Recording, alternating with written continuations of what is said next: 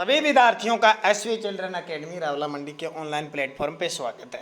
कक्षा 11 विषय भूगोल और अध्याय इस पहले शुरुआत कर रहे हैं। एक नई किताब की हमने शुरुआत की है, भूगोल पहला पार्ट, भूगोल एक समाकलन विषय के रूप में। ठीक है, ये चीज़ें अब हम पढ़ रहे हैं। भूगोल एक सामाजिक रूप में, समाकलन रूप में, इन सारी चर्चा हम करेंगे। भूगोल एक संश्लेषणात्मक विषय है जो क्षेत्रीय संश्लेषण का प्रयास करता है, इतिहास कालिक संश्लेषण का प्रयास करता है। इसके उद्गम की समग्रात्मकता होती है। यह इस तथ्य को मानता है कि विश्व एक परस्पर निर्भर तंत्र है। आज वर्तमान विश्व से एक वैश्विक राम का प्रतिपादन होता है। परिवहन के बेहतर साधनों और बढ़ती हुई गहनता के कारण दूरियां कम हो गई है। सर्वे दृश्य माध्यमों व सूचना तकनीकी ने आंकड़ों को बहुत समृद्ध बना दिया है। तकनीकी ने प्राकृतिक तथ्यों और आर्थिक और सामाजिक प्राचलन पैरामीटर के निरीक्षण और परीक्षण के बेहतर अवसर प्रदान किए हैं। भूगोल का एक संश्लेषणात्मक विषय के रूप में अनेक प्राकृतिक और सामाजिक विज्ञान से अंतरापृष्ठ संबंध है। प्राकृतिक या सामाजिक सभी विज्ञानों का एक मूल उद्देश्य है यथार्थता को ज्ञात करना।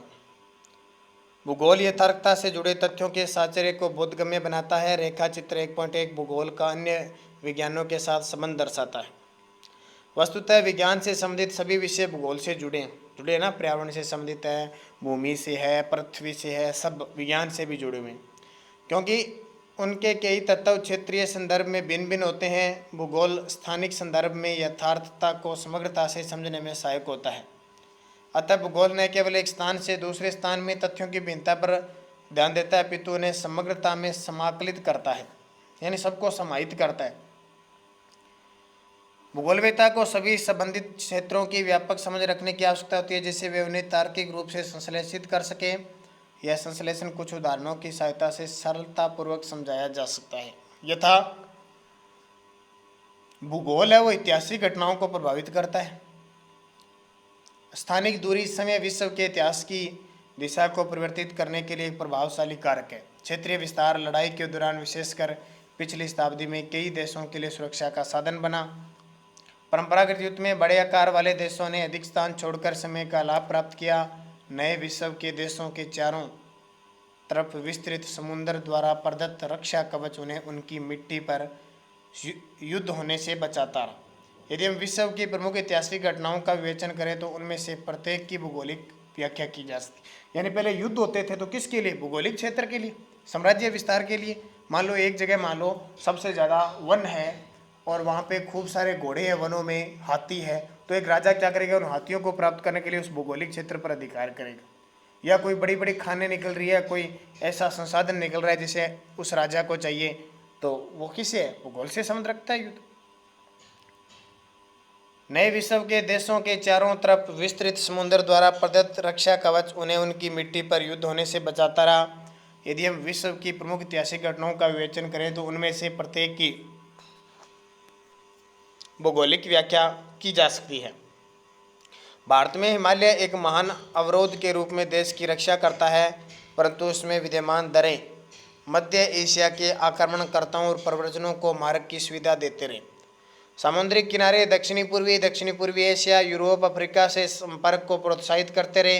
नौ संचालन तकनीकी ने यूरोपीय देशों को भारत सहित कई एशियाई और अफ्रीकी राष्ट्रों पर उपनिवेशीकरण करने में सहायता की, क्योंकि उन्हें समुद्र के माध्यम से गम्यता मिली। भौगोलिक तत्वों द्वारा विश्व के विभिन्न भागों में इतिहास की धारा के अपरिवर्तन के अनेक उदाहरण मिलते हैं। भौगोलिक तथ्य समय के साथ परिवर्तित होता रहता है और समय के परिप्रेक्ष्य में उनकी व्याख्या की जा सकती है। जैसे जैसे समय परिवर्तित हो गया, भौगोलिक क्षेत्र परिवर्तित हो रहेंगे। भू आकृति, जलवायु, वनस्पति, आर्थिक क्रियाएं, पथ का अनुसरण किया गया। आर्थिक क्रियाएं, व्यवसाय, सांस्कृतिक विकास ने एक निश्चित ऐतिहासिक पथ का अनुसरण किया है। अनेक भौगोलिक तत्व विभिन्न संस्थाओं द्वारा एक विशेष समय पर निर्णय लेने की प्रक्रिया के प्रतिफल होते हैं। उदाहरणार्थ, अ स्थान व स्थान से 15 किलोमीटर दूर है, जिसे विकल्प के रूप में यह भी कहा जा सकता है कि अ स्थान ब से 2 घंटा दूर है। ये भी कह सकते हैं क्योंकि 2 घंटे टाइम लगता है। यदि हवाई जहाज की यात्रा या 17 घंटा दूर है, यदि तीव्रगामी रेल की यात्रा की जाए। इस कारण समय भौगोलिक अध्ययन के चतुर्थ आयाम के रूप में एक समाकलन भाग माना जाता है। कृपया 3 अन्य आयामों का उल्लेख कीजिए। रेखा चित्र विभिन्न प्राकृतिक और सामाजिक विज्ञानों से भूगोल का संबंध प्रचुर रूप में चित्रित करता है। यह संबंध 2 खंडों में रखा जा सकता है, भौतिक भूगोल और प्राकृतिक विज्ञान। भौतिक भूगोल की सभी शाखाएं जैसा कि रेखा चित्र में दर्शाया गया है प्राकृतिक विज्ञान की अंतरापृष्ठ है। परंपरागत भौतिक भूगोल भौमिकी विज्ञान, मौसम विज्ञान, जल विज्ञान, मृदा विज्ञान से संबंधित है। इस प्रकार भू आकृति विज्ञान, जलवायु विज्ञान, सामुद्रिक विज्ञान, मृदा भूगोल का प्राकृतिक विज्ञान से निकट का संबंध है, क्योंकि ये अपनी सूचनाएं इन्हीं से प्राप्त करते हैं। जैव भूगोल वनस्पति शास्त्र, जीव विज्ञान और पारिस्थितिकी विज्ञान से अधिकता निकटता से जुड़ा है, क्योंकि मानव विभिन्न स्थैतिक निकेतन में निवास करता है। एक भूगोलवेत्ता को गणित व कला विशेषतः मानचित्र रेखान में निपुण होना चाहिए। भूगोल खगोलीय स्थितियों के अध्ययन से भी जुड़ा हुआ है, जो अक्षांश व देशांतर का विवरण प्रस्तुत करता है। पृथ्वी का आकार भूआब है, परंतु भूगोलवेत्ता का मूल उपकरण मानचित्र है, जो द्विआयामी प्रदर्शित होता है। भूआब को द्विआयामी में परिवर्तित करने का समाधान लेखा चित्रीय या गणितीय रीति से निर्मित प्रक्षेपण द्वारा प्राप्त हो सकता है।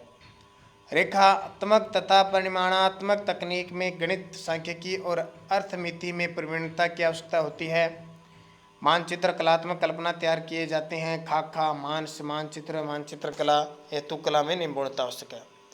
ये तो था भूगोल का समाकलन। अब आता है भूगोल और सामाजिक विज्ञान। रेखा चित्र में प्रदर्शित प्रत्येक सामाजिक विज्ञान का भूगोल एक शाखा के अंतरापृष्ठ संबंध है। भूगोल और इतिहास के अंतर संबंध का विवरण पहले दिया जा चुका है। प्रत्येक विषय का एक दर्शन होता है, जो उस विषय के मूल आधार होता है।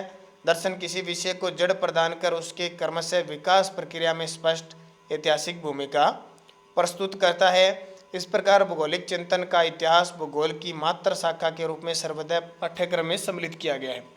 सामाजिक विज्ञान के सभी विषय, जैसे अभी आप 10वीं क्लास पढ़ के आए हो, सामाजिक विज्ञान में आपने इतिहास पढ़ी, आपने भूगोल पढ़ी, आपने राजनीति पढ़ी, आपने अर्थव्यवस्था, है कि नहीं, भाग है ना। तो इस प्रकार सामाजिक विज्ञान के सभी विषय यथार्थ समाजशास्त्र, राजनीतिक विज्ञान, अर्थशास्त्र, जननांकी, सामाजिक यथार्थता का अध्ययन करते हैं। भूगोल की सभी शाखाएं सामाजिक भूगोल, राजनीतिक भूगोल, आर्थिक भूगोल, जनसंख्या भूगोल, अधिवास भूगोल आदि विषयों में घनिष्ठता से जुड़े हैं, आपस में एक दूसरे से समाकलित है, क्योंकि इनमें से प्रत्येक में स्थानिक विशेषताएं मिलती है। राजनीतिक शास्त्र का मूल उद्देश्य राज्य, क्षेत्र, जनसंख्या, प्रभुसत्ता का विश्लेषण है, जबकि राजनीतिक भूगोल एक क्षेत्रीय इकाई के रूप में राज्य और उसकी जनसंख्या के राजनीतिक व्यवहार का अध्ययन करता है। अर्थशास्त्र अर्थव्यवस्था की मूल विशेषताओं जैसे उत्पादन, वितरण, विनिमय व उपभोग का विवेचन करता है। इन विशेषताओं में से प्रत्येक का स्थानिक पक्ष होता है। ये देखिए चित्र। अब ये भूगोल के क्षेत्र आ जाते हैं। मौसम विज्ञान, जलवायु विज्ञान, जल विज्ञान, मृदा, वनस्पति, प्राणी विज्ञान, पारिस्थितिकी विज्ञान, पर्यावरण भूगोल, सांस्कृतिक भूगोल, भौगोलिक चिंतन, सामाजिक भूगोल, ऐतिहासिक भूगोल, राजनीतिक भूगोल, जनसंख्या भूगोल, आर्थिक भूगोल, भूगोल में परिमाणात्मक, गणितीय, खगोल, ये सारे किसके अंदर आते हैं? भूगोल क्षेत्र में आते हैं। में से प्रत्येक का स्थानिक पक्ष होता है, तो वहाँ आर्थिक भूगोल की भूमिका आती है, जो उत्पादन, विनिमय, वितरण और उपभोग के स्थानिक पक्ष का अध्ययन करता है। इस प्रकार जनसंख्या भूगोल जननांकियों से निकटता से जुड़ा हुआ है। उपयुक्त विवेचना से स्पष्ट है कि भूगोल प्राकृतिक और सामाजिक विघटनों से घनिष्ठता से जुड़ा हुआ है। यह अध्ययन के विधि, तंत्र और उपादानों का अनुसरण करता है, जो उसे अन्य विषयों से पृथक करता है। इसका अन्य विषयों से परासरणी संबंध होता है, जबकि अन्य सभी विषयों का अपना निजी विषय क्षेत्र होता है। भूगोल व्यष्टिपरक सूचनाओं के बहाव का विरोध नहीं करता, जैसे कि शरीर के सभी कोशिकाओं की एक झिल्ली द्वारा पृथक पहचान होती है, परंतु रक्त का बहाव अवरुद्ध नहीं होता। भूगोलवेत्ता सहयोगी विषयों से प्राप्त सूचनाओं, आंकड़ों का प्रयोग करते हुए क्षेत्र के परिप्रेक्ष्य में उसका संश्लेषण करता है। मानचित्र भूगोलवेत्ताओं का बहुत प्रभावशाली उपकरण होता है, जिसके माध्यम से क्षेत्रीय प्रतिरूप को प्रकाश में लाने के लिए सारणीबद्ध आंकड़ा दृश्य रूप में परिवर्तित किया जाता है। भूगोल की कौन कौन सी शाखाएं हैं, इनके बारे में हम पढ़ेंगे।